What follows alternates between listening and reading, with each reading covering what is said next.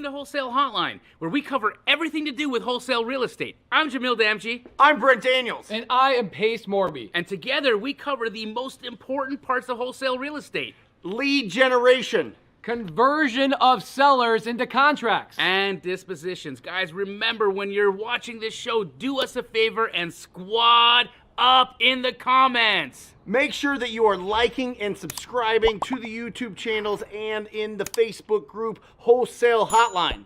Most important, we want to know we're doing a great job for you and helping you build your business. So go give us a review on iTunes and or Spotify. So squad up and enjoy the show.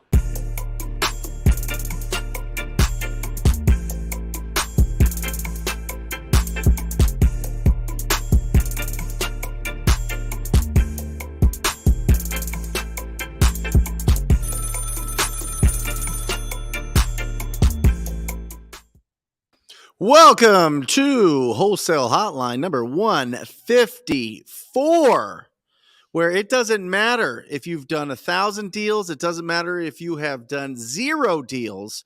You are going to pick up some tools and tactics that you can implement into your business to make you more money in 2023. I am Brent Daniels, Mr. TTP, Mr. Talk to People. And of course, I'm joined by the incredible, the realtor training. I imagine when you go into realtor training, you're like, they're like lions, and you're like the lion tamer, just snapping at them. And that is Mr. Pace Morby, Mr. Sub2, Mr. Creative Finance. You know him, you love him. How are you, Pace? I'm good, man. Been talking straight for like 5 straight hours. So I'm 7 hours. So 7 you're just hours warming straight up. talking. Doing a real estate agent creative finance class. It was great. It was for 7 hours. That was for 5 hours. And then I had a 2-hour phone call with getting triple digit flip re-signed for season 3. Nice. And that's been the last 2 hours. So interesting. How you doing, bro? How did it go with the real estate agents changing their minds on different real estate techniques? It was good. It's really interesting. I'm not trying to rat out any agents, but you just realize that how little agents actually know about real estate in general. Right. They all admitted, hey, we didn't learn how to comp in real estate school. Yeah. We didn't learn how to do this. We didn't learn how to fill out contracts. We didn't learn how to do marketing. We didn't actually learn how to value a homeowner's property. It was really nice. It was refreshing. I think the audience that I attracted to come to this thing was very much, hey, I'm here to learn, and I'm here not to have an ego just because I'm licensed. Awesome. I was actually very worried, bro. I was worried that because I'm not a licensed agent, that they were not going to want to actually learn from me, because there's a stigma attached to investor versus agent. Yep. And the class was amazing. People stayed around for a couple hours and asked questions, and we're going to be doing it again next month. It was completely I think what the agents expected, because they see me on YouTube and they see that like I have a mentorship, and they see these things, that they thought that at any moment I was going to pull out like some hard close thing of like, and I'm not going to teach you anything else unless you sign up for this $50,000 mastermind, Nice. And luckily I had an agent right in the very beginning who said, I hate wholesalers, and I hate people who wholesale. And I had a good hour-long breakdown of like why wholesaling exists and how it actually brings value to a specific part of the marketplace. And I got her to go, wow, this makes a lot of sense. Yeah. Wow. And I think that just having communication with agents and having a class put together where they all get to hang out with each other and they're nodding their heads, and you serve them lunch and there's nothing to sell, except I told everybody in that room, I said, if you don't make an extra 50 grand with me this year specifically, then I did something wrong in this room today. It was phenomenal, man. It was, one thing that I really picked up, I think agents have a couple of really hard hangups. One of them being representation on deals. They go into every single lead expecting, how am I going to list this property? Whereas you and I don't ever think about, how am I going to list a property? Nope. And that ties into actually today's topic, which is, how do I JV in real estate? So I brought up to agents. I go, you don't have to represent somebody in every real estate transaction. You can just be the buyer, or you could be the person that's doing the wholesale transaction, or you as the agent can make an assignment fee from your client. And I think that's the beautiful thing about real estate is there's so many different ways you can go. I actually have a JV agreement we just had refreshed. I don't know if you care if, do you have a JV agreement that you share? Locked and loaded for this? No, we have one in at wholesalinginc.com. Yeah, but we don't have one like Matt has ready to load. If you have one to load, we could definitely go through it. But it's interesting, Pace, because as an agent, they're thinking income comes from commission. Commission comes from representation. And brokers are the ones saying, hey, listen, you need to get more commissions. You need commission. So is there a way that the brokers can be happy, the agents can be happy, even if they are the principal in the deal? Does the broker still get paid so that they still have a house to live in, so to speak, as a brokerage, Pace? Ask the question again. Okay. If I assign something, I am not representing a buyer or a seller, correct? Correct. I am not receiving a commission. I am not receiving income from services rendered. I am receiving income for an asset that I sold. That asset that I sold was the purchase agreement. Okay. Right. So when I sell that purchase agreement, I'm not getting paid by the buyer or the seller. Well, technically I'm getting paid by the buyer, but it's from an asset, not for representation. Right. And because of that, I go to my broker and I say, hey, listen, why am I paying you my split when I'm not representing anybody? It's not even in our brokerage anymore. I just assigned the rights to some other buyer. We're out of this thing. And they go, well, the assignment fee has to come through the brokerage as a commission, and that's how we get paid on it. Yeah. Right. Is that what smart brokers are doing? Is they're making sure that's what they're doing. Yep. That's how brokers are changing that up, and they're putting together different documentation that everybody signs that lets everybody know that. Right. Lets everybody know that this agent is being a buyer, being a principal in this transaction, and is going to, once that purchase agreement is signed, you have the asset, sells it to another buyer. The buyer is going to pay an assignment fee, and the broker gets a slice of that if it goes through the brokerage. That's smart. I like that. I like it when real estate agents and real estate brokers figure out how to get paid. I don't have a problem with people getting paid on any transaction. What I think the big challenge of this industry is that brokers will tell agents that certain things are illegal. Yep. And I did talk about that today in my class. I said, guys, let's talk about the issues between agents and investors and wholesalers, specifically wholesaling a Sub2 deal or buying a Sub2 deal from a listed property through an agent. Do you know that there's thousands of real estate investors out there that refuse to work with agents? Like last week, Jamil launched an episode with Jerry Norton on Jerry Norton's YouTube channel. And he was talking about how, I love Jamil, but him and my strategy and his strategy are polar opposites of each other. I don't like working with real estate agents. Right. I don't like arguing with somebody that doesn't have any financial gain in the real estate transaction. They only have a gain if it goes through one method or another, and they won't even present the offer. So today I talked about this in my class. I said, guys, I find that your industry will not even present an offer to the seller because A, you're embarrassed you don't know how to. Yep. And B, you're embarrassed that you don't know what the strategy even means. Like you don't even understand forget about even if you knew how to do it, you don't know how to pitch it. Yeah. And instead of you going to your seller and having these conversations very intelligently, you just tell the wholesaler or the buyer, no, my seller's not interested in that. And what I love about what you just said is that the broker is being smart and saying, dude, it's kind of like legalizing marijuana. Yep. It's like, why wouldn't the state want the tax income that comes from all this marijuana income? Like, why wouldn't you make sure that this is happening? There's nothing illegal about it. How about coach it and teach it and train it? That's a really great point. You and I exist because brokers don't train agents.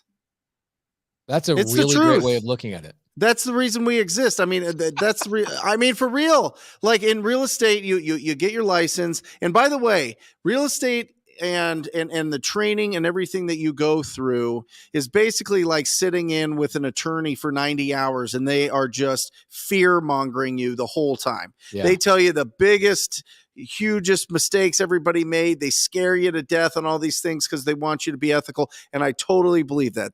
I think that there should be a code of ethics for all business. I truly do. And I understand that. But in that, they're not teaching different strategies besides you represent the buyer, you represent the seller, and this is how we get paid in this in-between part.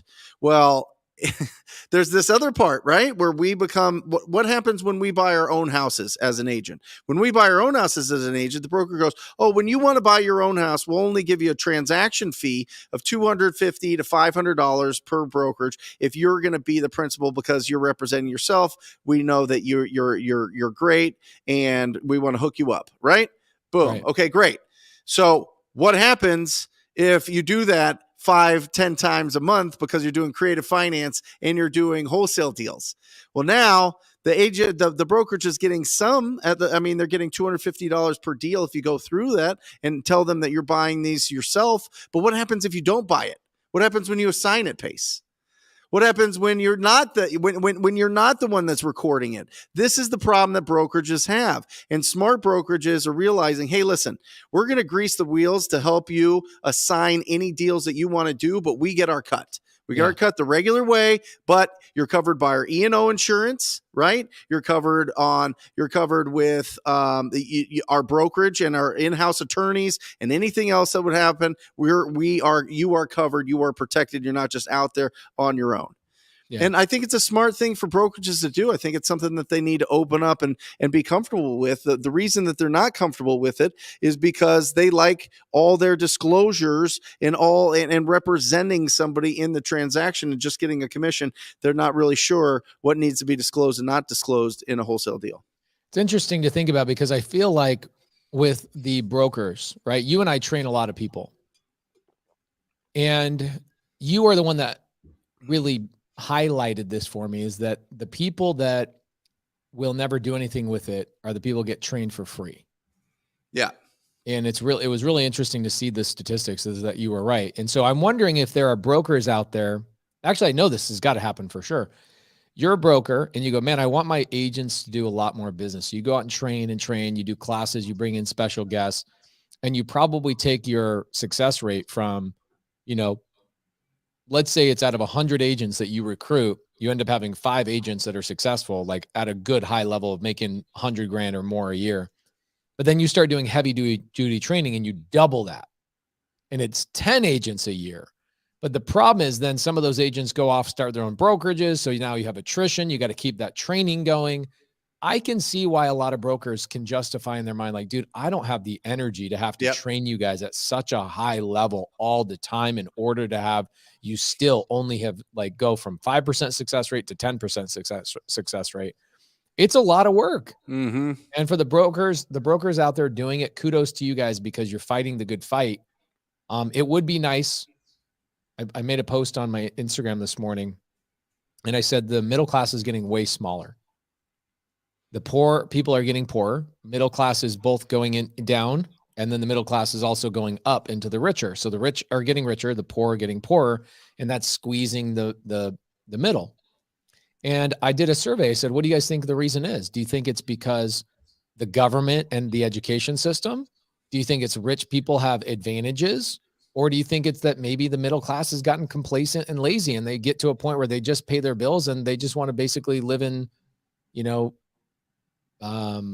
Ready Player One world, video games and TV and Netflix.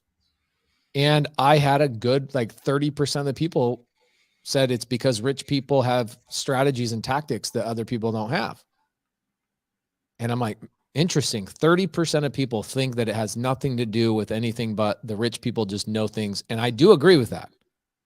But in the information age, there's no excuse for not having access to information, right? Yeah.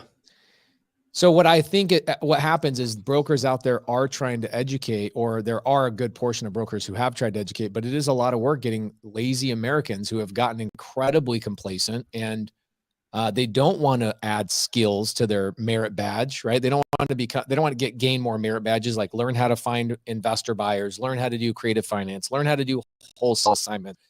And I think brokers probably get to a point like, dude, really? You know what I'm going to do? I'm just going to go recruit 100 agents and just have 5% be successful. I'm not going to waste my time doubling my success rate. As a broker, this isn't paying off. Yep.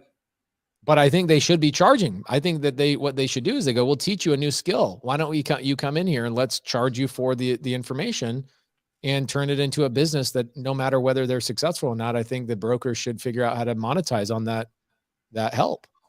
Well, and I mean, they do. They have different like little certifications that you can do through Realtor, through the Realtor organization, which is the biggest lobbying group in the country.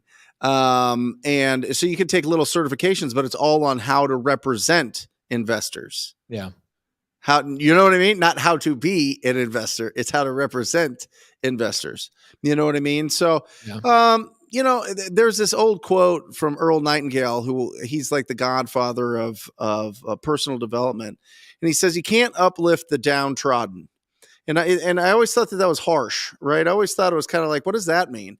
And it's like, you can't convince somebody to be motivated. You can't inspire somebody to go out and take action. It is 100% their own sovereignty, their own personal responsibility to go out and to provide value to the marketplace. That's all income is. That's how our whole society was designed, is you put value out into the marketplace and you get income coming back. I mean, that's the scales that it does. And a lot of people, and I didn't understand that for a long time. I was just like, well, at some point you make the right decision, you make a bunch of money and it's game over type of thing, like the game cash flow. But really what you do is you have to go out there every single day and provide as much value as possible. And in our business, we go out and we talk to people that own ugly houses or that are in ugly situations. Right. And if we do that enough, you can't lose. You cannot lose. Yeah. But you have here's to have what's the interesting seed first, though, right, Pace? You have to have the seed of motivation. Agreed. I was in Miami last couple of days. And before I went and spoke on stage, I was like, okay, I'm going to go catch some of this air, this beach ocean air. So I walk out on the beach sidewalk, and Miami South Beach has a lot of homeless people. Sure. And I'm looking at this homeless person. Now, we could get into a conversation about addiction and mental health, but let's throw that out the window for a moment. And I really thought about this. This is a thing that really has stuck with me, where I go, man, if I gave that person $100,000 right now, could I solve their problems? What would that look like? Like, if we made a TV show and documented finding homeless people and go, here you go. Here's the money. Here's the education. Here's a class. I'm going to put you through all that kind of stuff. Question is, are they going to show up? Or are they going to mismanage the money? I don't know. Now, it made me then think about my brother. Okay. I had a brother, Corbin, who I'd named my daughter after. My brother hung himself. Okay. I have a brother that killed himself, and I had to identify the body. It was one of the most traumatic things. I'd never talk about this. I don't think you've ever heard me talk about this, really. Maybe one time I've told you this. Yep. It's not something I bring up, but it really is an interesting thing that even people that have access to the information, have access to work ethic and opportunity, squander it. Right. And my brother, going through what he was going through, I'm not going to belittle it, but it is interesting that people make their own decisions. And I remember when my brother was going through all of this, one of the counselors that my mom and dad were talking to about, like, how do we overcome this? My son is addicted to this, and my son is doing this. And one time my mom was cleaning my brother's room, and she found a sawed-off shotgun underneath his mattress. Like, my brother was into heavy stuff, Yeah. And even in a family that grew up religious, grew up learning work ethic, the same family that brought me up is the same family that brought up my brother, Corbin. But there was something where my brother just was going through it. And so my parents hired this consultant to help them, right? They tried everything at this point, 5 years, boys camps, psychologists, all the things. If you guys think that there's some suggestion out there to solve this problem, my parents tried it. I promise you. Okay. And the same way my parents raised me is the same way they raised my brother. So there was no difference in the food that he ate, the clothes, the opportunity, the places he lived, the church he went to, the Bible lessons every single morning. Like my brother had it. I have an Eagle Scout straight A student, and my brother and I are a year apart in the same household, but we ended up differently. Yeah. But the counselor ended up telling my parents, they said, your son, unfortunately, has to hit rock bottom and make the decision on his own, because at the end of the day, nothing you can do will be able to motivate and get another human being into solving their problems, but their own commitment to themselves. Yep. And it didn't really make sense to me at the time because I was only 17, 18. I was more involved with like what was going on in my world. And I didn't know my brother 7 or 8 years later would end up hanging himself. But it's interesting. I know that's a very dramatic turn, but when you bring this up, there was nothing my parents could do. Nothing my parents could do. They loved him. They gave him opportunity. My parents, did everything you could imagine. Yeah. But my brother wasn't ready for it. And my brother wouldn't make a commitment to himself. And so I also had this really interesting thing I did when I was just a contractor. I ended up hiring this guy named Gary. Gary was a homeless person.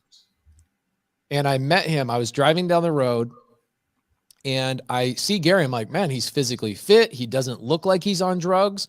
I end up pulling over. I give him $20 and he's like, I go, what's going on, man? He goes, man, I just lost my construction business. I was a contractor for a long time.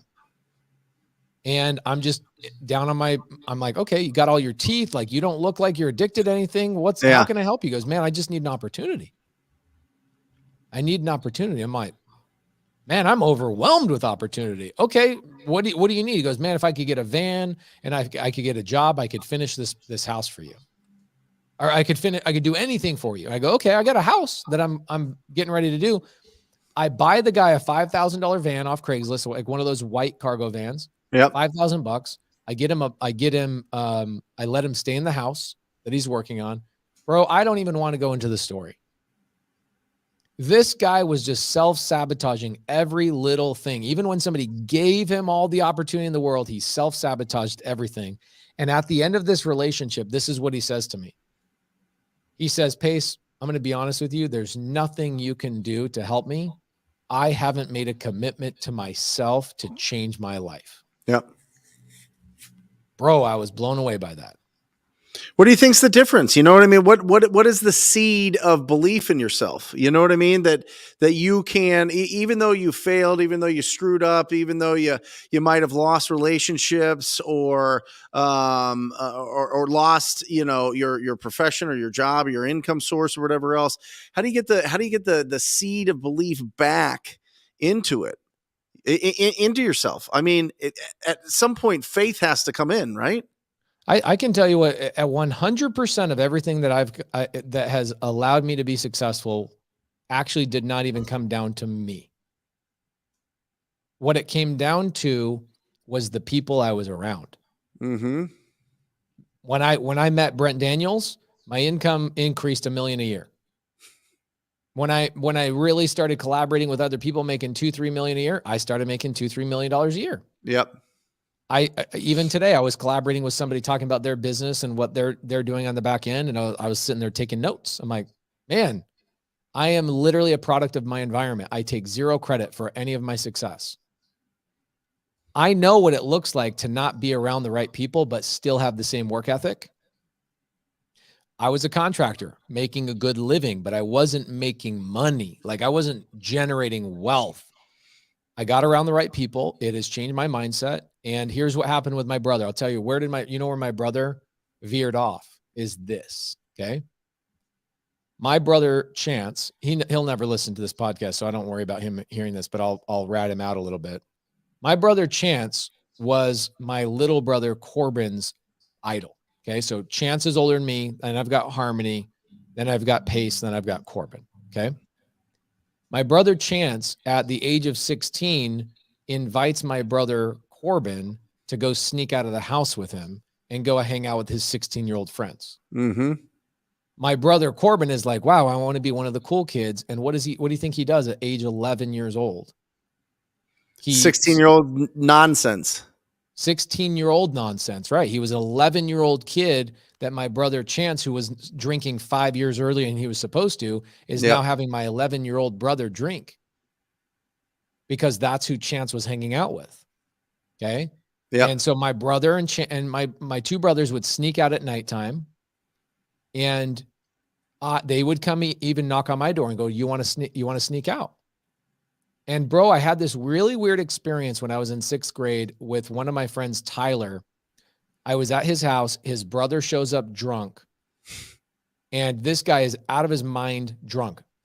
You can't even understand a single thing he's saying. And it made such a strong impression on me that I was like, I never want to look like that in my life. He was the opposite of cool. Yep. And so like you guys, you see these beer commercials like bikini girls and all this kind of stuff where you're like, okay, that's what drinking looks like. But to me, what drinking looked like was when Brian, Tyler's brother, came home completely obliterated drunk. That scared me silly that I never wanted to touch alcohol ever in my life. Yeah. Okay. That wasn't what my brother Corbin and Chance went through. That was my experience. So my brother Chance would sneak Corbin out of the house because they knew it was wrong. They had to sneak out. I would say no. Then I became the uncool brother. I was the uncool brother because these guys were out sneaking around. Next thing you know, my 11-year-old brother's doing things to impress his older 16-year-old brother. He's drinking. Next thing you know, he's then smoking weed. Next thing you know, he's dropping out in 8th grade, and he's not coming home at night. And my brother Chance actually changed his friend circle, and my brother Chance cleaned up, got married, did a whole bunch of amazing things. My brother now is like the head of payroll for Vivint, one of the largest, security companies in the country. My brother is like head of their whole entire accounting department. He's incredibly smart, intelligent guy. He changed his friend circle. What happened with my brother Corbin is his friend circle kept getting worse and worse and worse and worse. And that's what dragged my brother down. And so for me, I look at it, I go, show me your friends. I'll show you your future. That's it. That's been the recipe for my success. Every single day, I'm like, who am I hanging around? Who am I spending time with? Who are my conversations with? Because I have not had a single thought on my own. The people I'm around are the people that pour the recipe of my thoughts into my brain, and what comes out of that recipe, right? The recipes come in my ears and through my eyes, and they exit through my mouth. It is 100% the environment that I'm in. And, it's like you have done multiple things for me. You've done stuff where you question me like a good friend, like, why are you doing that? Or a good friend will also say, you should be doing this. And then a really, really good friend like you, Jamil, other friends, will also lead by example. Sure. And so I would say 100%, show me your friends, I'll show you your future. And that gets into joint venturing. That does get into joint venturing, 100%. I mean, it does. I mean, that's really it. I mean, powerful story, Pace. I mean, it's tragedy. I'm sure, bro, you've lost people. For your parents, like the whole time you're talking, I'm just thinking as a parent, what that's like. It could be like, I don't even want to go there. I just don't want to go there, mentally right now, or in my heart. And it is, I mean, listen, the people that you hang around with and your vibe attracts your tribe. You know what I mean? We talk about it all the time. We talk about, you got to be around people that challenge you, but also cheerlead you. And that is really, really, really difficult. You know what I mean? And it takes time. It takes time to be able to filter it down and to get to that point. But it's worth it. And being around people and being in rooms of people that are doing more and more and more. What I have always found, Pace, is the people doing more, the people that are there are much nicer than the people on the way up. Does that make sense? You know what I mean? The people there are much more kinder, and they're ready to go, and they're secure in where they are, just as a person, as a professional, as a from a financial standpoint. And so the people there are so happy to share what they're doing. They're so happy to challenge the way that you're already thinking. They'll say, "Stop it! What are you doing?" I remember having this conversation with both you and Jamil, and it's like, you guys, you need to pay yourselves. Stop paying everybody else so much. You gotta start paying yourselves. You got to take it home to you and your family. Or Yeah, that was one of those things where your friend says, "What are you doing?" Yeah. Or what? Hey, can you tell me why you're doing this? Because maybe I'm missing something. And that was a conversation you had with me maybe 4 or 5 years ago. Yep. Where I changed the way I paid myself, and all of a sudden, I started making a lot more money. A lot more money, even though my revenues were the exact same. Yep. Well, and then you just explode them from there. You know what I mean? And then you attract other really talented people to run the business that you have. And that's the whole point. I mean, if you look at what we do as real estate entrepreneurs, the idea is, as a business owner, you first do your first deal, and then you get consistency so that you can do this business full time. And then you build an actual company that runs without you.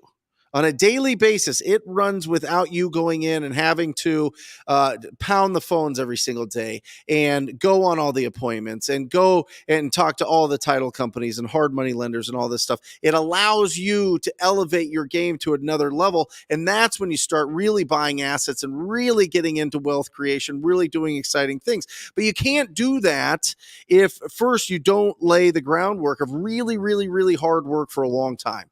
You did it. Jamil did it. I've done it. Everybody that we know that we've had on this channel that has done amazing things has gone out and really, really, really worked. But what the reason I'm pulling this all together is when you're out there and you're going and you're being so proactive and providing so much value, you attract people that are out there providing so much value. And all of a sudden you've got this like mega squad of people that are out there like making a huge impact. And that's all it takes. But you can't do that if you're being silent. You can't do that if you're like behind and barely doing anything and just, letting life's entertainment, suck up all your day. You need to go out and you need to like produce. And when you get outside of yourself and outside of your self-work and go out there and produce, one, you feel unbelievable, and two, you attract the absolute best people into your world, and those people want you to win. They love that you win. They'll be on the phone with you. I call you sometimes and we're on the phone for like an hour, and it's like a Tuesday, and I know you've got like a bazillion things and you're just going and going and going, and it's just so incredible. You know what I mean? Oh yeah. But that is what you get when first of all you are fine making money with your friends and joint venturing and doing some incredible things. But two, when you're being really, really, really proactive. So a lot of people are like, I don't want to be on the phones. I'm scared. I'm an introvert. I'm doing all these things and whatever else. Well, then how are you going to attract it? How are you going to go out and bring people into your world? How are you going to provide value? You can just figure out how. Just figure out how you can go and provide value to a ton of people and really connect with people that will cheerlead you and really want what's best for you. I actually have a suggestion on that. You're now sparking an idea here. So I just did this agent class, right? And my agent class was long, but it was also, first 30 minutes is my story, why they should listen to me. I'm not licensed, so why should you listen to me type of thing. Yep. Who just barely found out about me in the last 2 weeks, half the room, really great. And then I talked about like the basics of creative finance. But what happened is I'm sitting here thinking, why are like, it'd be great is if like TTP, Astro, and Sub2 students go, we're going to do a real estate agent class this month in our local area. And we're going to teach agents how to wholesale, do creative finance, and bring opportunities to us. We're going to pull up the expired listing list. I mean, the expired listings in Maricopa County right now are skyrocketing. The amount of foreclosures. It's crazy. So these agents are like, well, where do we find opportunities? I'm like, how about the last like 12 Sub2 deals I bought here in Phoenix, Arizona came from an existing listed property that was on the market over 100 days. Agents didn't know what to do with them. And I have agents who are Sub2 students that are now calling these people and saying, how about we both get paid on this thing that you can't sell? And then anyway, so my thought is why in the side comments, Why are you guys not sitting down going, why don't we do 3 classes, right? With real estate agents, one on creative finance or one on wholesale. How do we do wholesale deals? What are we looking for? How can we amplify agents' success in your local market? Have the title company put together a lunch where you bring in 10 agents. That's it. You don't need 100 like I did. Get 10. At the end of the class today, I had agents that go, dude, this was like, I learned more from you than I did in 2 weeks in real estate school. This was amazing. I didn't know this. This is amazing. Can we do one next month? And I'm sitting here looking at a room of 100 people, basically, that if all of them just did one deal with me a year. Yeah. That's 100 deals in 1 year. That's value. If you're a TTP, Astro, or Sub2 student, why aren't you guys putting a realtor class together at your title company? My title company and every title company I know will pay for a lunch and learn. They'll pay for the lunch. They'll do it Every right day. there in their own boardroom. They'll let you use their office and say, come in and use the office if you don't have a space, and just go teach a 1 hour or 2 hour class and bring in real estate agents to collaborate with. Pace, I've been loud since 17, so 6 years. This is the first time that my old brokerage North & Co is having me come in to talk to their agents. You want to know why? Because they have gotten lazy. They aren't picking up the phones. They were used to this market, and they want me to come in and melt their faces and put them on the right path of being super proactive. And we're talking 300 agents in a room that I'm going to be talking with in mid-February. And I'm telling you, man, we're sneaking in. We are sneaking in because what we're doing works, and it works in every single market. And agents that it'll only resonate with, in my experience, probably like 10 to 15% of the agents will really, really like be pumped by it. The other ones, half of them will be offended by it. And then the other half just will kind of just dinky-dunk-a-dunk-a-doo and just live their life and do their thing. Right. Yeah. But it's important. It's important to share. It's important to go out there and squat up with these agents that all day long, guys, all they're doing and thinking about is real estate deals. I mean, some of them. I mean, most of them aren't doing any real estate deals, but at least they're out there and they can be proactive, and they don't know how to put together a creative finance deal. They don't know how to put together a wholesale deal. And we can go out there and we can really educate them. And that brings us back. Jamil built a whole franchise on it. And we miss Jamil. Everybody send some love to Jamil. He is, of course, he wants to be here, but he can't tonight. But I'm telling you, like, you can literally train agents up to work with you and joint venture with you. And all day long, they're out there connecting, and they've been in the business for a long time, and they can bring you a tremendous amount of referrals. So I think it's a really strong strategy to set up like even a workshop that you travel around to different brokerages, and they all have monthly meetings and do a 15-20 minute, talk that's real tight that you guys put together, and you'll do more business than you know what to do with. I mean, you will. Yeah, and I think for some of the newbies, right? There's people in here that are new to Wholesale Hotline. You don't have to be the person teaching the class. No. Like, people go, well, what value do I bring? I'm brand new. Why don't you set up the appointments? And why don't you set up the class? Why don't you call the title companies? Why don't you call the brokerages and set them up for the more experienced people in the group? Like, here's what I would do. I would call a Pace Morby or a Brent or somebody in my local market and go, hey, if I set up a couple of lunch and learns at a title company and invited agents, would you let me sit by your side? That, one, I gain the credibility. Two, I can listen and learn from you. Three, I get to build the relationships with these agents, and they'll potentially do deals with both of us. And four, I can actually take action and provide value to you that you and I could collaborate in joint venture on a bunch of transactions. You literally don't have to know how to do anything in real estate to do that. Yep. In fact, I'm writing that down. I don't know. When people ask me all the time, what value do I bring? That is a great idea. Mm-hmm. Like, why aren't you calling brokerages, title companies, and saying, hey, Brent Daniels, will you come speak? Bro, you'll go speak in front of 15 people. I will, all day long. All day long. And you've got TTP students in every market. I've got successful sub-2 students in every market. Why don't you just call one of my sub-2 students and go, if I could get you into a brokerage, get you into a title company, and we could get 15, 20 people to show up here, would you teach for an hour, teach for 30 minutes, talk about a deal you did last time? In fact, damn, think about this. What if you're a sub-2 student, a TTP student, an Astro student, you called the title company you just did a deal with, and you go, hey, do you mind if we break down the paperwork on this transaction in your title company's boardroom this coming Friday afternoon at 4:00? The answer is always yes. Yeah. Can you send it out to your list of people that you do business with that might be interested in this? You would fill up a room in one email. Bro. Oh my gosh. Now One email. Like, and then, you know what the strategy there is, Pace.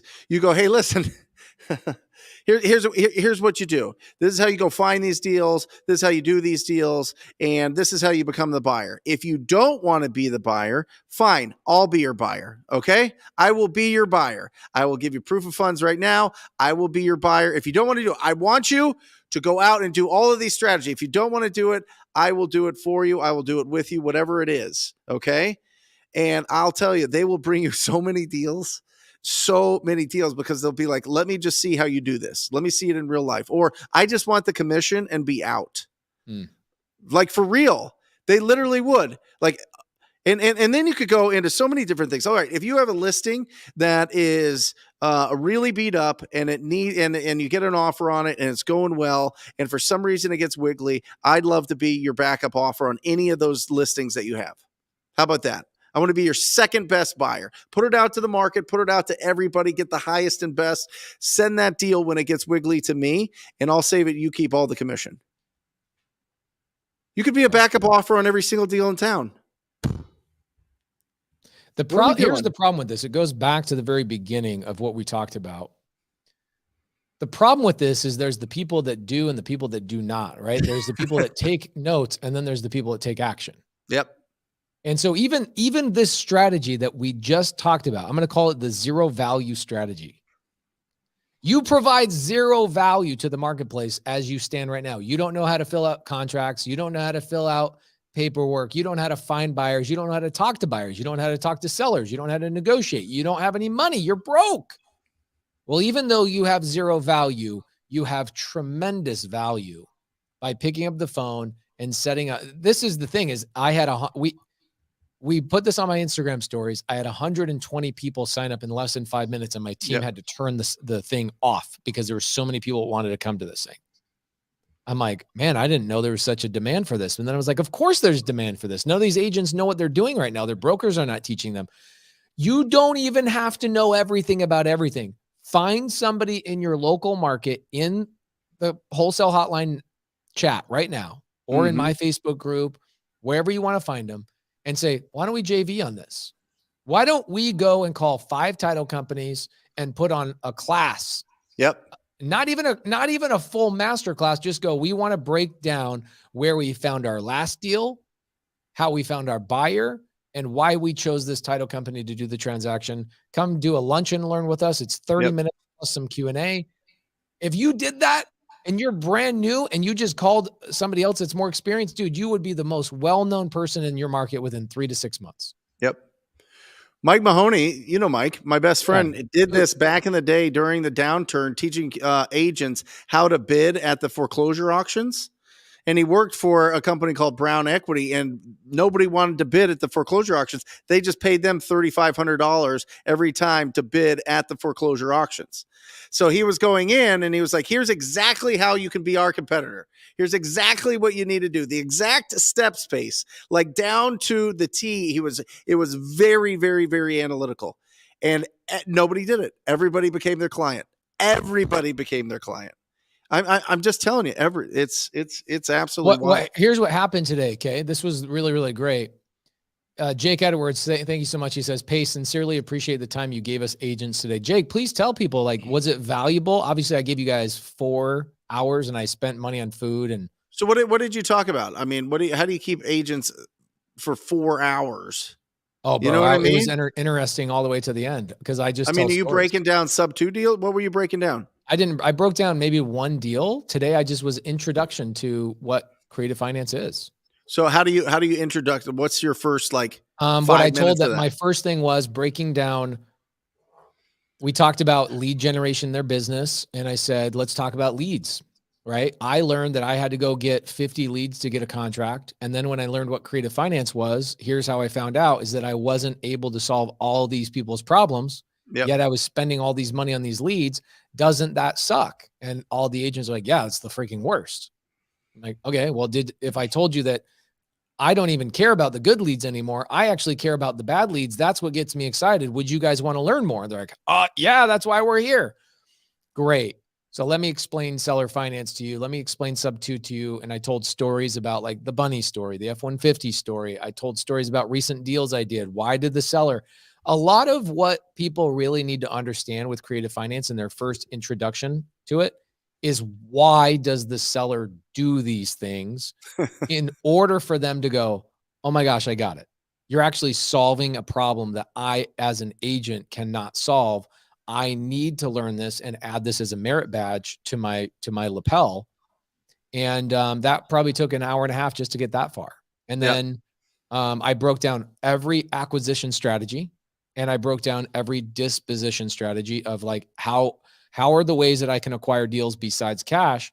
And there's like, I think there's 14, and then there's an additional 14 exit strategies that agents are like, oh my gosh, I had no idea that you can make money on all these things. So that I'm just curious what 14 you hit them with that their brain didn't explode. There was an agent in there, not to pick her apart, but she had no idea what a lease option was. Right.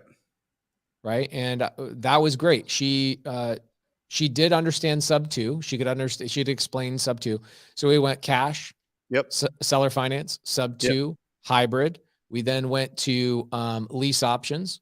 We went Morby method, right? And we went through executory contracts, like in Arizona, an agreement for sale, or land contract, contract for deed. And we went through. When would you use contracts? That real quick? I'm just curious. You talk about the land, the contract for deed or the land contract. When do you use that? All the time. Let's say I'm buying a house from a seller subject to. Okay. And they have a down payment assistance program that will not allow us to sell the property without a heavy penalty to the buyer or to the homeowner. Got it. If I take that property over on an executory contract, or in the state of Arizona, agreement for sale, I would say 20% of my Sub2 deals are actually not Sub2 deals, or executory contracts that don't transfer the deed title, but they give me control of the asset by recording the agreement for sale. Is it just a timing thing? Like they have to have it for a certain amount of seasoning before they can sell it without the penalties? Yep. So I've got one right now that is a 6-month executory contract that converts to a Sub2 deal once that time frame ends. Love it. So you're going into it as a Sub2, and you find out that they'd have a prepayment penalty. So you go, oh, okay, I'll just use this land contract. Yep. Another time we use, and again, when you guys are in like Pennsylvania calls them a bond for deed. It's not called an executory. It's not. That sounds cool. Yeah. Bond for deed. James Bond. So bond for deed, contract for deed, land contract, agreement for sale, seller carryback, installments sale, right? There's all these interesting terms, but it's literally the exact same thing. It just depends on what state you're in. Yep. And so another one I did last year was a seller was like, I want to sell my house to you, but I don't want my ex-husband knowing I sold the house to you. Okay. Yep. I have this thing with his daughter where if I sell the property, there's all this drama and all this kind of stuff. I don't want the drama. When his daughter's 18 and leaves the property, I'll let you take the property full Sub2. So she's like, I can't do that. I can't transfer the deed. And I go, okay, well, let's just do an agreement for sale. She's like, you can do that? Like you can own my property without actually having the deed? I'm like, yeah, it's called an agreement for sale. Yep. So I used it for that. Another time that I use it very frequently is when we're ready to close escrow on a Sub2 deal, but there's still a lien that's pending. I will buy the property on agreement for sale while we continue to negotiate the lien. So I still have control of the asset, but I don't let the seller work themselves away from me going, well, I can't sell to you yet. Right. So I use them all the time. Literally, I will tell people it's a Sub2 deal because it's easier for them to understand, when I'm on YouTube and all that kind of stuff. But the reality is this last year, I started talking about really what was going on is that they're executory contracts. They're agreement for sale in Arizona, land contract in Florida. The only state that these are illegal in is Texas. They're illegal because somebody misused All of them? Executory contracts, yeah. Oh, got it. And it's the only state in the country that lease options are as deeply regulated. Lease options, you have a limit. You can only do a lease option for up to 6 months. Got it. So you have to renew your lease option every 6 months. That's the length of time. So every other state in the country doesn't have any regulation on it. But anyway, I went through all those acquisition strategies, and then I went through disposition strategies. And this is what ends up happening. The agents are not going out and then doing these things on their own. What they're doing is they're turning around and going, can you just walk me through this? I've got 3 listings. In fact, here's what happened. Remember I said the agents stood around and asked questions? They came up to me and they're like, I have a listing that's not selling. Can you help me? Hey, I've got this. Hey, I've got 3 buyers that would be really good wrap buyers for you. Do you have any assets? I had to turn these people away. I had a loan officer there. And I said, hey, loan officer, how many of your clients are getting turned down with loans right now? And he says, 50% of all my clients have always gotten rejected. Mm-hmm. And I was like, so agents, what if I were able to tell you I could sell your clients a property, you get paid a commission, and I don't care about the qualifications of your buyer other than their ability to make their monthly payments? Would you want to do deals with me? And they were like, oh my gosh. And what they all told me is they go, dude, we immediately started thinking about all these clients we could have been helping this entire time. Yep. So to your point about what Boots Mahoney, Mike Mahoney was doing, is that they're not going to go out and do these deals on their own. They're going to come to you and bring all these deals to you because they need implementation and they need somebody walking them through the steps. Yep. So Love this is what I did at the beginning of the class. And I genuinely had so much more fun. At the end of the class, this is what I asked. I said, is there any agent in here that thought I was going to be like a furu guy, like a fake guru, like going to come in here and try? And like 4 people are like, me. A couple of people were like, I was worried about coming to this class. I thought you were going to try and sell me on something, or I thought this, I didn't know what to expect. And it was delightful. The whole entire day was delightful. And I'm like, oh, I'm sitting here all self-conscious. Like I should wrap this up because I'm 4.5, 5 hours into this now at this point. I'm like, I should wrap this up. And it just question after question after question. I'm like, holy crap, I should have planned a whole day of this, right? So when an agent hits you with, I hate wholesalers, you guys are all scumbags. You guys are all, none of you guys have buyers. None of you guys have money. You guys are just trying to like hope to make something off of my listing. How dare you? Yep. I went to real estate school for 90 hours. Okay. I took 4 tests. I have been in this business for 48 years, and you guys are putting offers in on my properties that you're never going to buy, and I hate you all. You know what I said? Huh. I said, so I won't say her name. Yeah. Nobody knows who she is. I'll say her name. Her name's Caroline. She was awesome. Yeah. She's an older lady, older real estate agent, obviously very experienced. Yep. And she said, I hate real estate agents or wholesalers. And you know what I said? I said, I hate them too. Yeah. I go, you and I have a lot in common. Right? What do you hate about them? Yeah.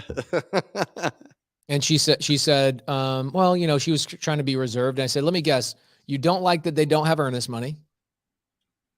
And I said, agents, how much do you want on earnest money? And they were all 1%. 1%. Like, unison. They were like unified in this. And they're like 1%. I was like, okay.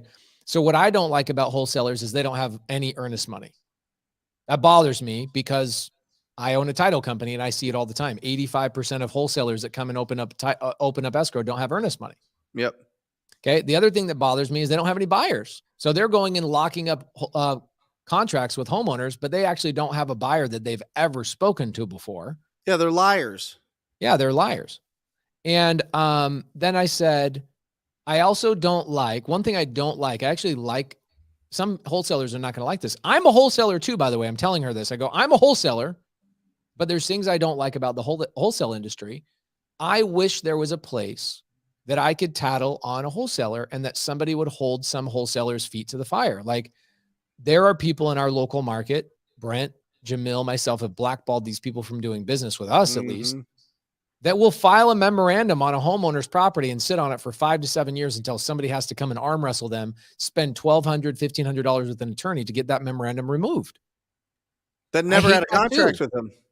Yeah. And I'm like, what do you hate about him? And so I told the agent, I said, so look, here's my job. I don't see any real estate agents or any brokers out there trying to educate wholesalers on how to be ethical, but me and my friends are. And I want my wholesale industry to have a great upstanding name. But the fact that you have animosity towards these agents means, or I'm sorry, animosity towards these wholesalers means you've encountered the people that I'm trying to fix. Yep. And that gained her trust, as it should. I told her the truth. I don't like a lot of wholesalers either. Yep. And it's actually, I shouldn't say that. I love these wholesalers. I don't like that they don't know what they're doing quite yet. Right. And it's our job, your job, Jamil's job, Jerry Norton's job, my job to teach and fill in the gaps for the wholesalers who don't have a governing body. They don't have a licensing process. They don't have these things. And so they're primarily learning wholesale on YouTube and then going and finding a mentor, as they should. And hopefully that mentor is not a guy out of California that teaches people how to, renegotiate on a homeowner the day that close of escrow is supposed to happen. Yep. So I talked about that, and the agent really liked that. She liked that answer. She's like, yeah, I don't like that stuff either. And you don't do that? No, I do not do that. But I also said, hey, I'm going to tell you the truth. I have done that before. And the moment I went and locked up a homeowner that I didn't know if it was a good deal, but I just got the contract and I couldn't find a buyer and I had to go back to that homeowner and renegotiate, that was it for me. Never did that again. I know how that feels. And I try and teach wholesalers against that. And she was like, wow. And all of a sudden, for the preceding 4 hours after that, she was all ears, taking notes, loving it. And her and I are homies now. She's great. Yeah. Love it. Yeah. But there's a right way, right? I mean, there's a right way and a wrong way to do this. And listen, it's like two sides, because it's like, go take massive imperfect action. I get that. Mm-hmm. All right. But if you're going to take massive imperfect action, have somebody that's got your back. It all goes back to where we started.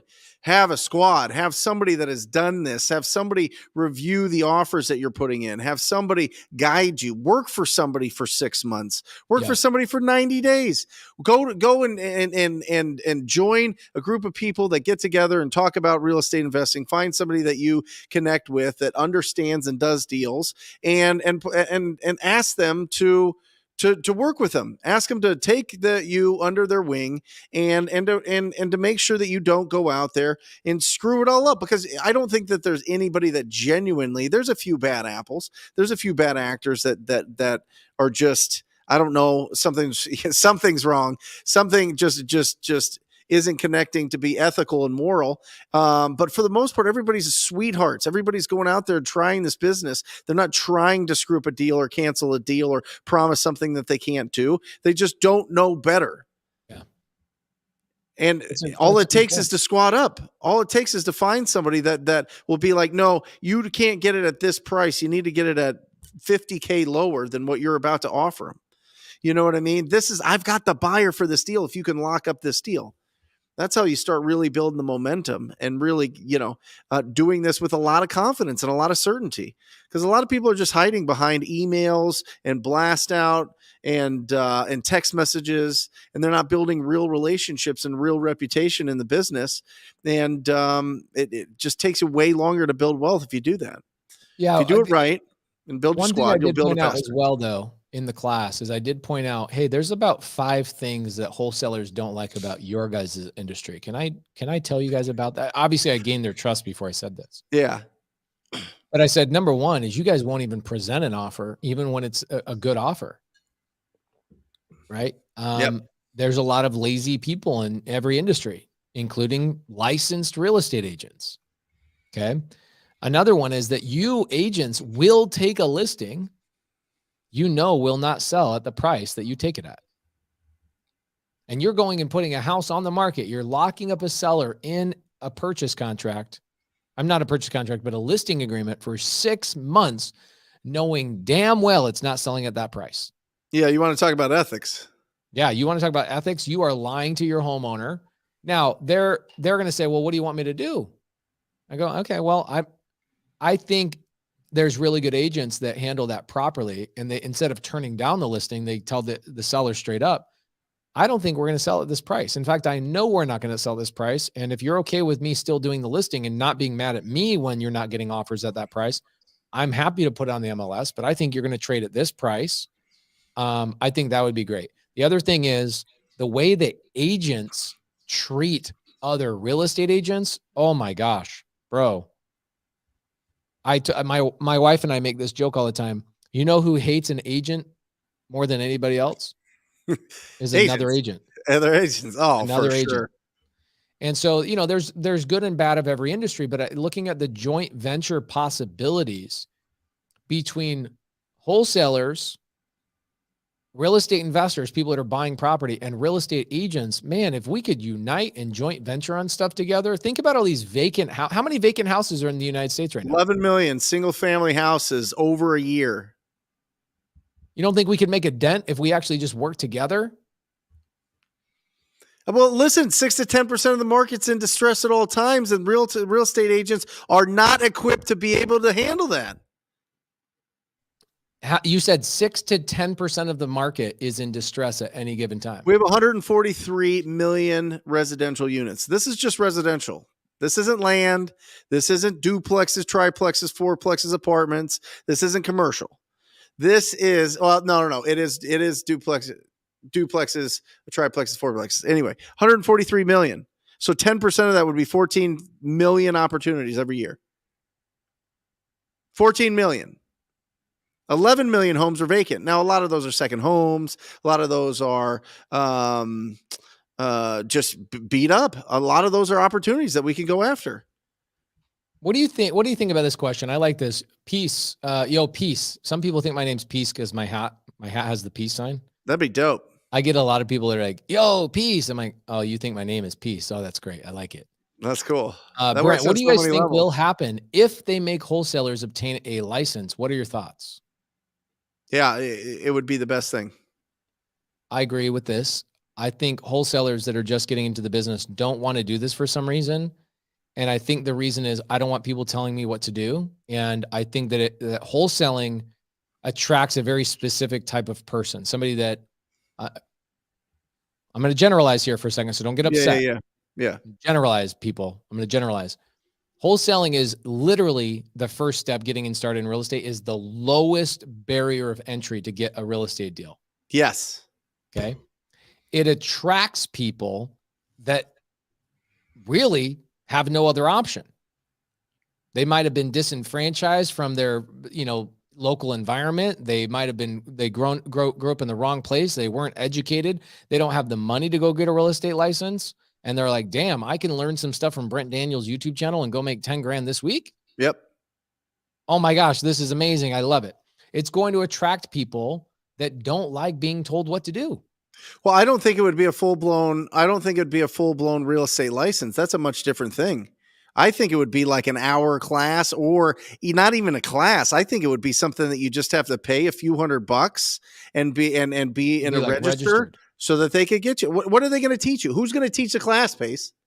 Brent Daniels. Who's going to teach? Yeah, it's going to be me and you. Brent Daniels, Jerry Norton, and Jamil Damji are going to teach the wholesale. It'll never happen. They're just saying if everybody has to get a real estate license to do wholesale, that just means you have to get a real estate license to assign.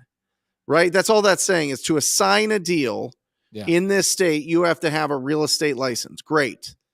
Then have a real estate agent write up all your deals. That's a really good point. What are we talking about here?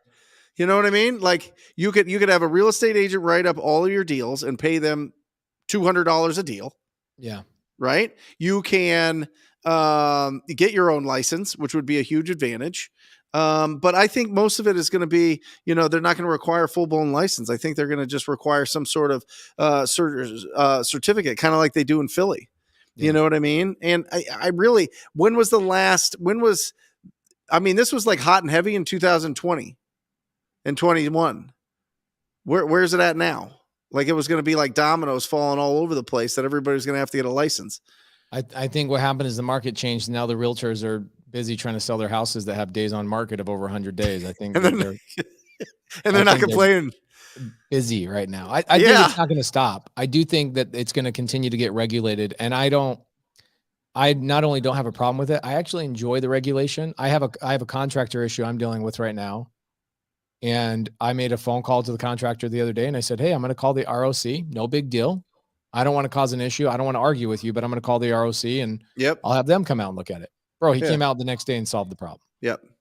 So there's advantages to people being regulated, especially in wholesale, the things that people do incorrectly. I think that it should be mandatory to have earnest money in.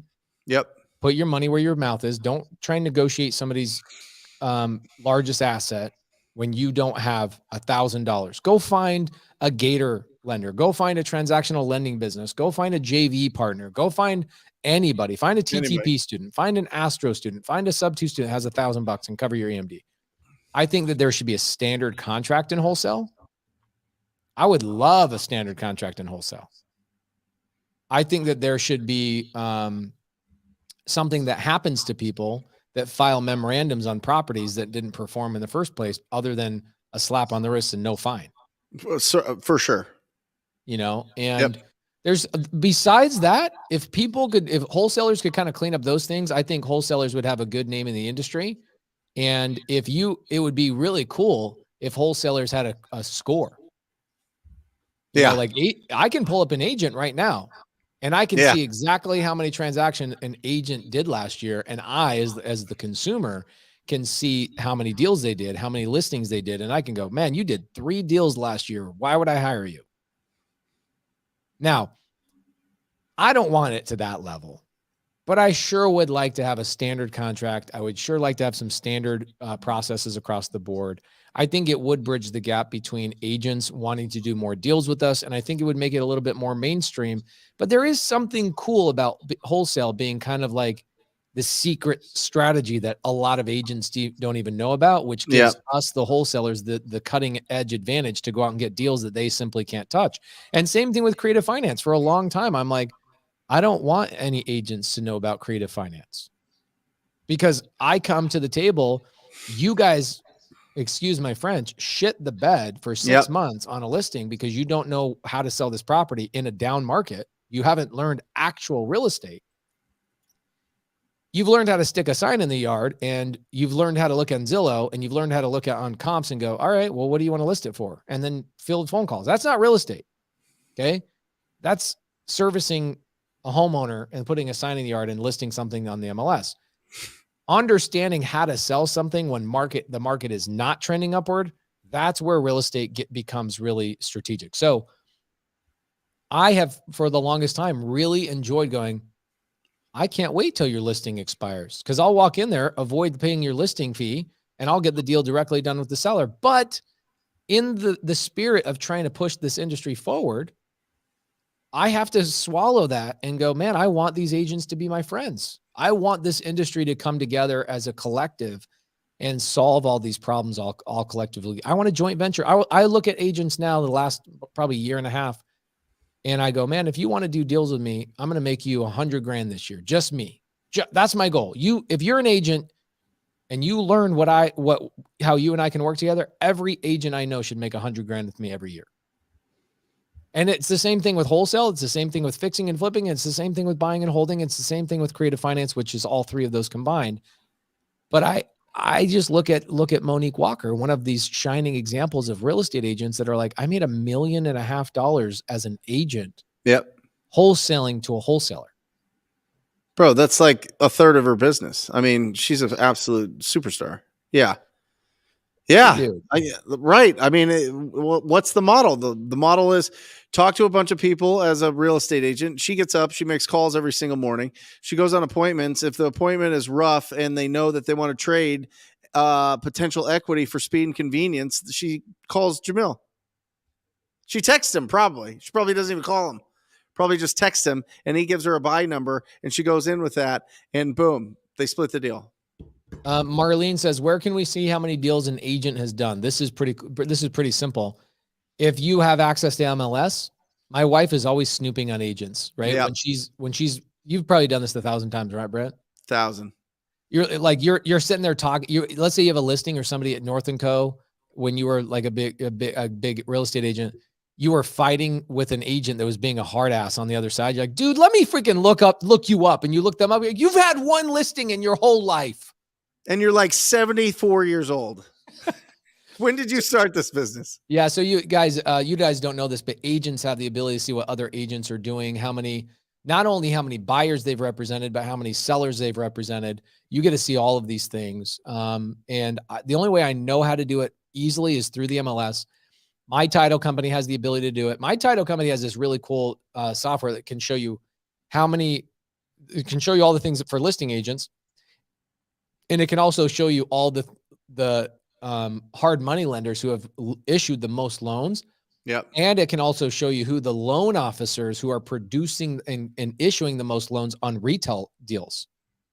So the information, guys, we landed on the moon in the 70s. Like, this technology it's not new. They've had this stuff for 10, 15 years. It's been out. Okay. So anyway, sorry about that. Sorry for the deviation. No, I love it. Listen, like, if anybody's worried about licensing or certificates or getting more regulated or whatever else, the fact remains, all wholesaling is the art of finding discounted properties, and that's never going to go away. Will there be different hoops you have to jump through? Listen, back in the day, you spat on your hand and you shook the dude's hand, and that's how you bought whatever, right? And then they're like, well, maybe we should put this on paper.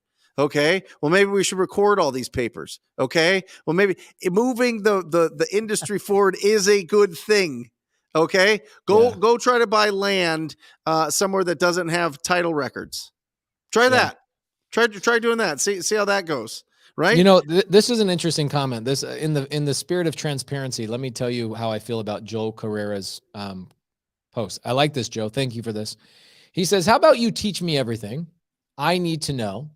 And we split the profit 60-40, me 40, then the next deal 50-50, then the next deal 40-60. After that, I pay you for the training and I'm off and running. I'll tell you why I would never do that ever again. Because I'm not a babysitter. Yep. And what happens is the people who say this to me, how many people have told you they'll work for you for free? Every day. Every day. Those are the worst employees I've ever had in my life. Oh yeah. Worst. The absolute worst. I'll come work for you for free. No, dude. Why, Pace? Why? Because they don't have any value. They know jack all. So you want me, this is the environment.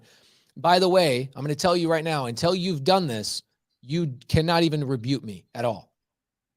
1,000% of the time, this is exactly what happens. Bro, we've given these opportunities to people. I've given people cars. I've given people cash up front. I've given people, even in my office, we used to office in a house about 3-4 years ago. And I gave people a place to sleep, a place to, like, a car to drive, everything. And I was like, here's the keys to the kingdom. 100% of the people that I've ever given that opportunity to shit the bed. Every time. I can't tell you how many Super Saturdays, Pace. Every Super Saturday. Because we would make calls and go on appointments that day. We just did the first one this last Saturday. It was phenomenal. Pace, I had not picked up the phone and been on Mojo in 3 years. I hadn't done it consistently in 6 years, right? The real, like, it does it for you. I built a business, right? You build a business and you don't do certain things anymore. But I jumped on there and everybody was making calls. We had people in the other room and we had Luke Rothful and we had everybody on the screen and we had hundreds of people, like as many people as today, 640 people on making calls during the day, and people were getting leads and doing everything, and it was absolutely incredible. But I was doing Super Saturday, and I take people on appointments and show them exactly what to do, and nothing. None of them are in the business. Literally zero are in the business anymore. None. Yeah, it's interesting. Like we've done this. I'm not going to exaggerate. Okay, I will tell you the truth. I've probably given this opportunity to roughly 20 people over the course of 7 or 8 years. Okay. So when I say hundreds of people, that's an exaggeration. Guys, I will verify it. I've seen him in the cars. I've seen him take people around. I gave him more. Nobody gave him more shit than me. Nobody. Well, no, those were not people that I was just teaching for free. I did that for hundreds of people. Yeah. The one I'm talking about are people came into my organization and they were like, I'll work for free. Got it. Yes. Yeah. Here's one of two things that happens. Yeah. Okay. One of two things happens. 99% of the time, they shit the bed. Yeah. The other 1% of the time, they're like, I'll give you all the glory. I'll make sure I work for you for a dedicated year. Bro, they just take all your resources and they go and start their own company 2 weeks later and they block you on their phone. And you're like, bro, I had somebody come in and work inside of my Facebook group. So this is roughly 4 years ago when my Facebook group was like 2,000, 3,000 people. Now my Facebook group's 80,000, right? Yeah. But I was like, we're going to work my Facebook group. This is the only thing you did. And we did, when we got my Facebook group to about 5,000 people, we were doing $160,000 a month, multiple months in a row is kind of our average number on just JV deals, just in my free Facebook group. Okay. Yep. So we brought a guy in. I want to say his name, but I don't want to say his name. You'll remember him. You remember he actually worked for me, and one of his sister-in-laws came from your world somehow, some way. I can't remember. She had worked for you or something weird. There was a weird tie there. Got it. The second he learned how to do what we were doing, that whole I'll work for you for a year, I'll give you a year, you invest in me pace. Like, think about this with doctors. Okay. Wholesalers think that this is like they're doing me a favor. Guys, this is a standard practice. When a doctor goes to school for 8 years, he then goes and interns at a hospital. Yep. And he dedicates his life to that hospital for a minimum, sometimes 2 and up to 4 years, because that hospital gave him the first opportunity out of medical school. Yep. Okay. What do they call that? It's residency. Yeah. They don't just go in there and go, all right, I'm good. I'm gonna go do my own practice. No, you put your time in. You sign a contract as a doctor to say, I'm gonna be here. I'm gonna be a resident, and I'm gonna stay here for a minimum of 4 years. And they go, great, we'll pay you $50,000 a year. Mm-hmm. So even as a doctor, they make you put in 4 years. But for some reason with wholesalers, again, I'm telling you, wholesaling attracts a lot of people that are like low barrier of entry, and it attracts us. Not all of them, but a good portion of them are looking for where's my easy button? I don't want to put in the work. Where's my easy button? And I'm like, I'm going to teach you how to make $1 million a year. Mm-hmm. And the second you learn how to make $50,000 a year, you freaking change your phone number, and all of a sudden you're gone. Next thing I know, I see you in my Facebook group doing all the deals in my Facebook group, and I have to call you and go, dude, now I got to pull you out of my Facebook group. You're taking my strategies. Like, yo, you're gonna remove me from your Facebook group, bro. You signed a 1-year non-compete. You told me you'd work for me for free, and I still didn't want you working for free. I put you on a salary, and you were gone in 2 months, stealing everything I told you. You took my buyer's list. You did, dude. That is 100% of every time I've given somebody that opportunity that says they'll work for free. Not 99% of the time, 100% of the time, I have regretted it. Yeah. I will never do it the other way around. I'm not filtering people anymore. They need to filter themselves. I'm only working with people that have invested in themselves, either through TTP, Astro, or somebody else. Like, if you have not gone to medical school, I'm not going to give you a residency. That's like you saying, give me a residency at your hospital, and then I'll go get my medical degree. Once I've learned everything from you, then I'll pay you and go back to school. That ain't happening. You'll never do that. I love it. This sounds really, really bad, but I'm going to tell you guys something really interesting. There's a very well-known public speaker. I will not say his name. And this very well-known public speaker was traveling around the country. You know, he had 5 or 6 guest speakers going with him, and they were filling out seminars, and 2,000-3,000 people, big seminar type of things. Most seminars are like 500 people. They were like 2,000, 3,000 people. Well, one of the guest speakers falls out because he gets sick. So the head speaker goes, I'm going to find somebody that's been following us around and, is kind of coming up in the ranks. And this speaker goes to this guy and says, hey, I'll put you on stage and I'll pay you $25,000. I'll pay you $25,000 to speak. Cool. So the guest speaker gets on, fills that spot, crushes it, does an unbelievable job. Gets off stage, goes backstage. He goes, hey, who do I need to talk to get paid? this is so not suitable for work, but this really gives a really clear depiction. This is crazy. The guy who called him on and said, I'll pay you $25,000. He looks at him straight in the eyes and he says, the value of the whore is diminished when the act is finished. Wow. Yep. He said, you no longer bring value to me. You should have gotten paid up front. And he completely stiffed the guy $25,000. And guys, I've been in those situations 100 times in my life, and I have given people opportunity after opportunity after opportunity after opportunity, and I have never seen somebody pay back the favor that said they would. People take my gifts over and over and over and over, and all I ask them to do is not even pay me for those gifts. I say the number one thing I want to see is I want to see you take my gifts that I've given you and go and reinvest that into other people and transport that over. And when I give that to a free mindset human being, somebody has the mindset of free, they take everything from me and they never disperse it and they never compound it and it never actually grows. It dies with that person and they go off their merry way. I'm not interested in that. Nope. I'm done. I'm 40. I have more gray in my beard than black. I'm a man. Interested. I'm not interested anymore. Yeah. I want people paying it forward. And I'm telling you right now, you'll never meet somebody with a free mindset that will ever pay it forward. What is that? I've never encountered. I don't know what it is. Their parents sucked. Yeah. And it might not even be their fault. So I don't hate them, but I hate that they feel entitled to something free. Yeah. Well, you went through that. I remember when you went through that, when you were really starting building it up Sub2, and there was people that were like real hangers on, and you were like, guys, I gotta go. Like I'm blasting off here. You know what I mean? What's the analogy? There's a great analogy, like the rocket ship have those boosters for a reason, right? Mm-hmm. The boosters get them to a certain point, and then you got to do it yourself. You got to keep going. You know what I mean? And sometimes you just drop the boosters. You know what I mean? And it's also, I'll tell you guys, this is really interesting. I'm sorry, I've turned this into a whole nother conversation today. I love this one. This one's been guys, if you guys are getting value out of this, let us know. I mean, the comments look like people are one, squatting up, which is fantastic, and two, getting value out of this as opposed to just hey, this is how you go get a wholesale deal.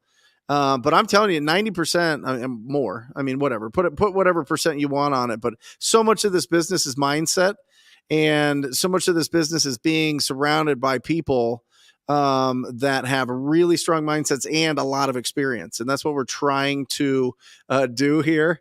The best that we can is just speak from experience and boost mindsets and hope that you guys squat up and find each other in your guys' markets and do a lot of business.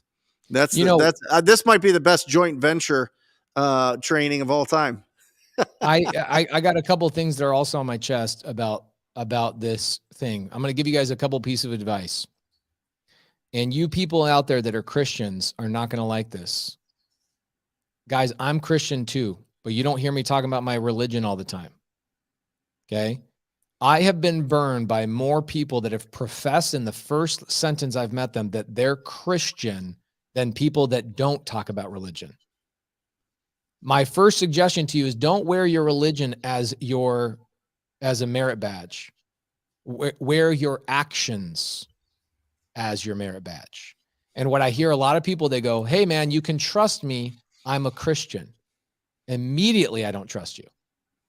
Immediately, I already know what's going to happen to me because I have only been screwed over by people that say, if you have to tell me, hey man, you can trust me. Oh, nope. Damn. I've been there. I've been there too. I'm not 18 anymore. You can't fool me. You can't fool me. I run immediately the second you say you can trust me. Oh, I got to run the other way. I had a tenant do that to me. I had a tenant and he was in a similar situation where he had a child on the autism spectrum. So I felt for him. And he would I just got this new job. I was just doing this. Trust me, I'll make this work and everything. And I was like, okay, and he hit me. I'm a good Christian man. I raised my family in the church, all this. And I was like, okay, great. It seems all right. Great. 2 weeks, 2 weeks. And I get a letter from like an attorney, like he was just trying to like settle all, because he had signed a lease. And I was like, what is happening here? And he left it, and he like didn't move in. He kind of moved in, but he left it a mess, and he put some holes in the wall. And then it was just like, what is going on here? God made him do it. You go through like this whole morality thing, and it was, trust me, I'm going to make this happen. It's like, wow. Trust me. I've never once, even when I raise millions of dollars, I will never tell a private money lender. I will never tell a seller. You'll never hear a single thing come from me and say, yo. In fact, I can't even bring myself to let the words out of my mouth right now. It's so repulsive. But I'm going to see if I can pull out the TV actor out of me. Trust me, I'm a good guy. Yeah. Trust me, I'm a Christian. Trust me, I'm a this. You can trust me. Guys, if you ever have to say that to somebody and lead with your words rather than lead with your action or your reputation, wow. Now, one last thing, I got something to say as well that's not as hard-hitting as that, but it's been really hitting me hard the last couple of weeks. Yeah. I've been going to Miami more than I care to, and I go to the same TSA guy, the same flight during the same week. I'm like on this guy's route. He like almost expects to see me, right? So like, it was interesting because he said something to me this last week I've never heard him say. Whereas every time I come and see him, he says, have a great day. Or he goes, have a nice day, bro. No. This is what he says. He says, later, bro. That's what he says. Later, bro. This week, he said something dramatically different. He said, have a great day, sir. What was the difference? Oh, I bet it was the way you were dressed. I was wearing a hoodie the first 5 times I went through, and he says, later, bro. Yep.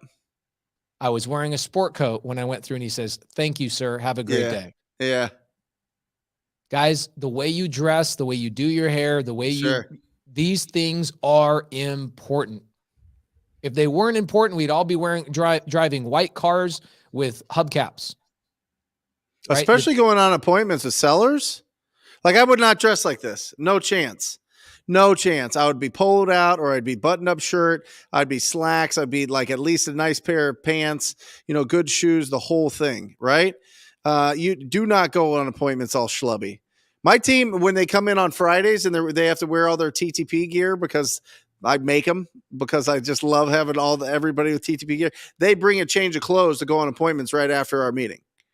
They will. They'll go out there as a professional. I went and got a deal, and I was dressed, and I had this shirt that said Neighborhood Ambassadors on the back, and it was a polo, and I was wearing slacks and shoes, and it was me going in on this wholesale appointment, and the dude coming out was wearing a it looked like a beach towel. Like, literally, he had like a skirt on. Like, not like a I recognize, yes, like a sarong on, right? And it wasn't like I recognize myself as like a woman type of thing. That'd be fine. No problem, whatever. It was just a bro in flip-flops and a sarong on with like a beat up white, like, undershirt. Yeah. I got that deal so fast. Oh, yeah. And he was a cool bro, dude. He's like, good luck in there. I think I'm going to get it, but whatever. You're going to do your thing. But, I think I can pay more of the whole thing. Got that deal. And I couldn't believe it was long hair, bro. So super broed out. And I was like, oh, I am going to go in and just be charming as hell. This is incredible. Yeah.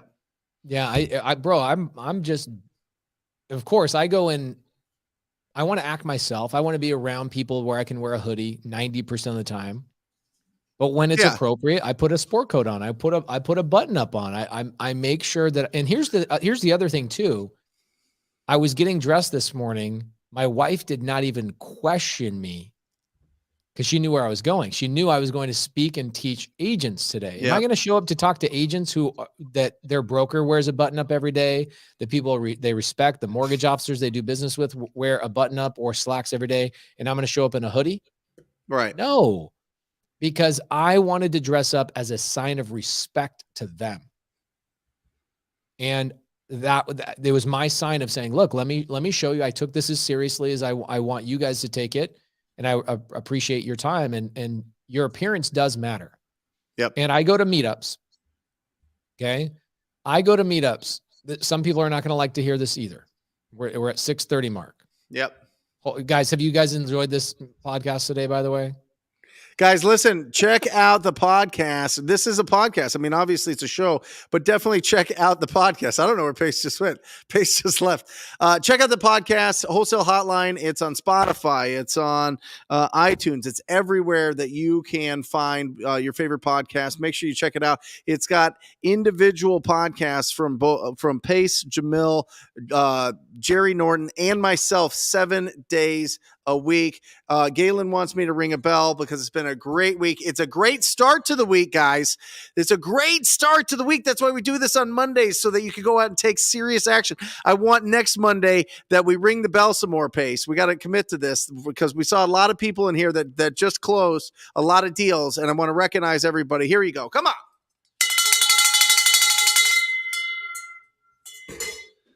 But take this as that, the wind behind your sails. Carly, I love you.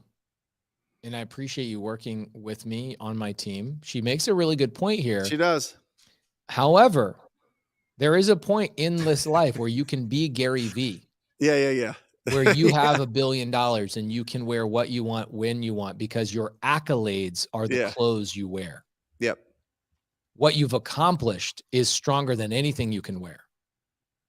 Okay. All I look at is when people are wearing certain clothing, and Carly is just making an interesting comment. She dresses incredibly well. She takes care of herself. But there are people, I go to meetups, I go to seminars, I go to these places where people are congregating and meeting with each other. And then people come to me, they haven't brushed their teeth. Yep. Women are typically very good at grooming. Men are atrocious at grooming. Okay. You might have a beard. If you like having a beard, how about you shape it? Don't have one side longer than the other side because that's your natural growth. Trim it down, make it look appropriate. Look, I wear a hat 90% of the time. Okay. I'm not judging people, but I'm just saying, like, people, if you want to JV with people and you want to do more deals with people, you have to groom yourself and take yourself seriously. It's a sign of respect for the people that you're doing business with. So, what a great show today. Great show. What a great show. Awesome. What do you got coming up? Anything? Oh, I have something really interesting coming up. I'm actually speaking on Grant Cardone's challenge coming up this week. And that challenge is the Unbreakable Business Challenge. And go to pacerecommends.com to get on there. Let me just show this to you guys just real quick. Here's what's cool. I went out to Grant Cardone's office, and he basically he did a whole office tour, and he says, hey, I want to show you guys what my business looks like. So he has 5 divisions in the company. Okay. So let's see, pacerecommends.com. There we go. If you go to pacerecommends.com, this Unbreakable Challenge, I'm going to be there. It's 5 days. Okay. You'll get Grant's new book, the ebook, instantly free, which is pretty cool. This starts tomorrow. And bro, I am so freaking lucky for this. I am getting to speak on this challenge. So guys, do me a favor. Diana says she's registered. pacerecommends.com is the domain.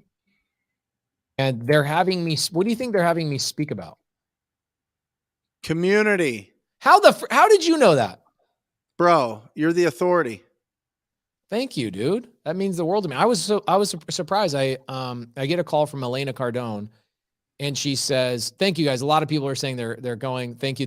Brandon Craig says, "What day are you speaking?" I don't know what day I'm speaking. They won't tell me that. Go to pacerecommends.com and sign up for the free challenge, please. If you are a Sub2 student, I've already told you guys, Sub2 students, I will reimburse you for the VIP. It's $97. I don't want my students going into the free section. Go into the VIP and email Katie@pacemorby.com if you're a Sub2 student, and I'll get you guys reimbursed for the $97 ticket. Why do I want that for the Sub2 students? Elena calls me, this is last week, and she says, Pace, our challenge is coming up. And Grant and I said we want to have you speak for 15 minutes. And Grant interrupts, he's like, you can tell he's 20 feet away. And he's like, we don't want him speaking for 15 minutes. We want him speaking for 45 minutes. And I'm like, and then you hear him come shuffle over to the phone. He's like, and I don't want him just speaking for 45 minutes. I want him here in person. It is a live stream event, but they are having me come to their studio for 45 minutes. And I'm like, great. So I'm talking about creative finance. And he goes, no, man.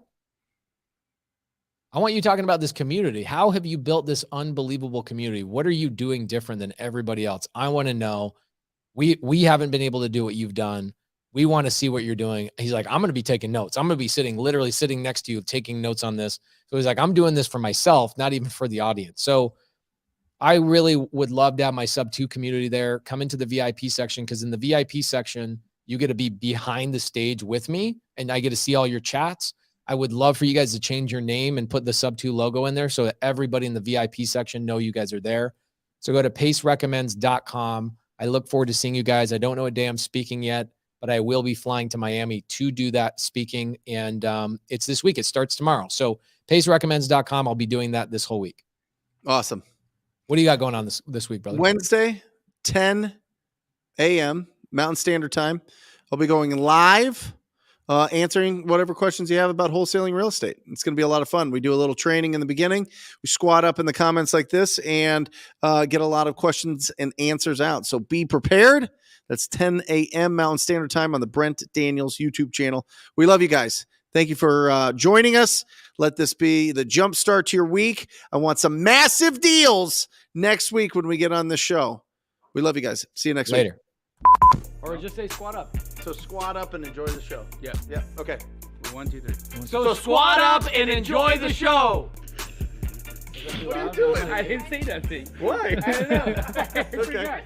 So squat up and enjoy the show. Cool.